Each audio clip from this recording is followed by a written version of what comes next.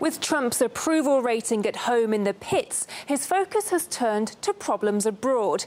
The question is, will the notoriously impulsive president be able to make sweet with his Asian counterparts?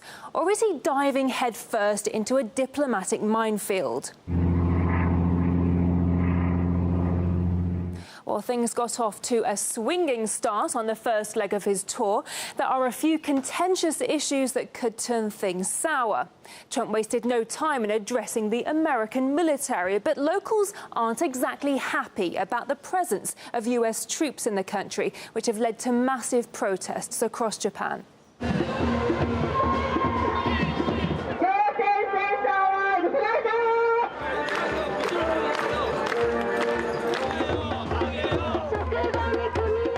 Something else likely to come up is Trump's decision to withdraw from the Trans-Pacific Partnership trade deal, an agreement that Japan had invested considerable political capital.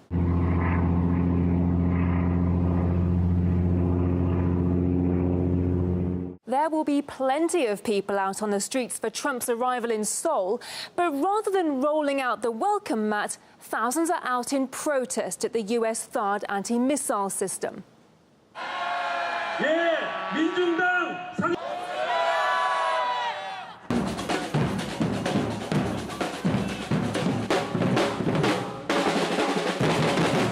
While the North Korea issue is likely to dominate talks, the two leaders could hit a wall when it comes to how to deal with the issue.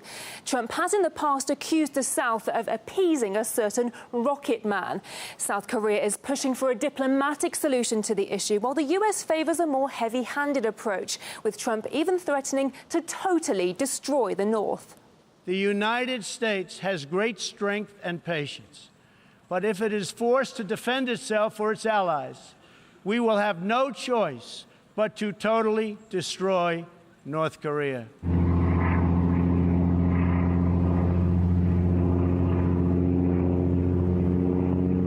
With Trump's rhetoric on China swinging back and forth as often as his golf clubs, the mood of the president's next rendezvous with his Chinese counterpart is a hard one to predict. They take our money, they take our jobs, they take our base. We can't continue to allow China to rape our country. We are developing and have developed a wonderful relationship. You know, there's going to always be conflict, but we have a very good relationship. People say we have the best relationship of any president. We had the most beautiful piece of chocolate cake that you've ever seen. President Xi was enjoying it.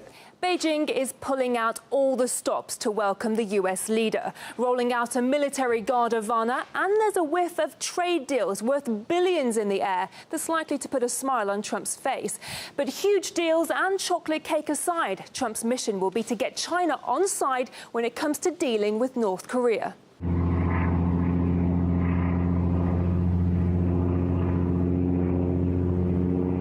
While US-Vietnamese relations blossomed under President Obama, those ties have been strained by Trump's decision to pull out of the TPP trade deal, setting up some potentially awkward moments for when he comes face-to-face with TPP members at the APEC summit.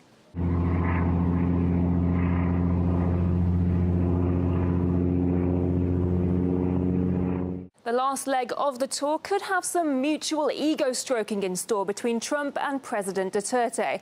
After all, Duterte didn't hold back when talking about the previous leadership. You must be respected.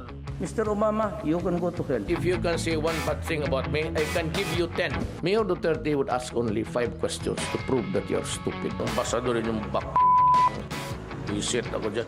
So will the US president's inimitable charm work its magic on the Filipino leader, who has recently been leaning towards closer ties with Russia and China? Perhaps one thing Trump may want to steer clear of is any mention of human rights, which could see relations between the two countries take a step backwards. Remains to be seen whether Trump can hit straight down the fairway on his first tour of Asia. Well, just